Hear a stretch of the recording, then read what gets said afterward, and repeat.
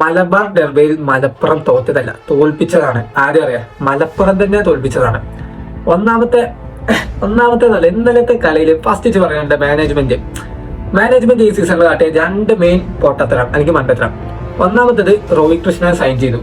രണ്ടാമത്തേത് കോച്ചിനെ മാറ്റി.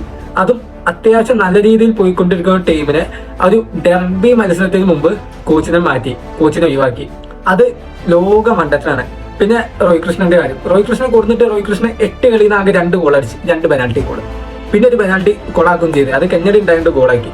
പിന്നെ പുതിയ കോച്ച് ആലോചിച്ചറിയില്ല, ചെന്നൈ കാട്ടിയ 3 മിസ്റ്റേക്ക്. രണ്ടാമത്തെ കാര്യം, ക്യാപ്റ്റനും സെൻട്രൽ ബാക്ക് ആയ പ്ലെയറിനെ മാറ്റിയിട്ട് പുതിയ പ്ലെയറിനെ ഇറക്കി. ഇന്നത്തെ ഡിഫൻസീവ് ഫോർ ആദ്യമായിട്ടാണ് ഒപ്പം കളിക്കുന്നത്, അതും അത്ര ഒരു ഇമ്പോർട്ടന്റ് മാച്ചിൽ. അതും പൊട്ടത്രയാണ് സത്യം പറഞ്ഞാൽ.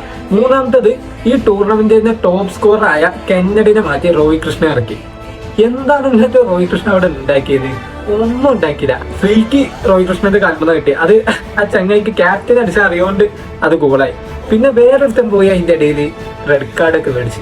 എന്താണല്ലോ അവിടെ കാട്ടിക്കൂട്ട്.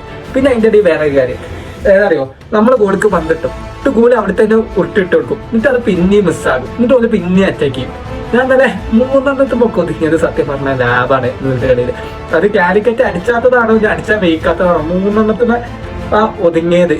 ഇനി ഇപ്പൊ ഒരു ഗോൾ അടിച്ചിട്ട് പിന്നെ അതിമ്പോ നിൽക്കാൻ വേണ്ടിയിട്ടാണോന്നും അറിയില്ല. ശരിക്കും ഒരു 5-6 പേരുണ്ട്. അമ്മാരി കളിയാണ്. ഇനിയിപ്പോ ഏതായാലും ഒരു എന്താ പറയാ, പൊട്ടത്തിനും കാട്ടിയ തോറ്റാണ്, വെറും പൊട്ടത്തിനും. അതും ഇമ്പോർട്ടന്റ് മാച്ചിൽ പൊട്ടത്തിനും കാട്ടാ, ഒരു പരീക്ഷണം നടക്കാം. ഒരു ഇമ്പോർട്ടന്റ് അല്ലാത്ത മാച്ചിൽ നമുക്ക് പുതിയ പ്ലേയേഴ്സ് ചാൻസ് കൊടുക്കാം, അതേമാതിരി ടാക്ടിക്സ് പുതിയത് പരീക്ഷിക്കാം, അത് വേറെ കാര്യമാണ്. പക്ഷേ ക്രൂഷ്യലായ മാച്ച് പോയിട്ടാണ് ഇയാളും അതുപോലെ തന്നെ മാനേജ്മെന്റും ഇക്കണ്ടതൊക്കെ ഉണ്ടാക്കാൻ നോക്കിയത്. ഇത് ഏതായാലും നിങ്ങളുടെ അഭിപ്രായം താഴെ കമന്റ് ചെയ്യാം.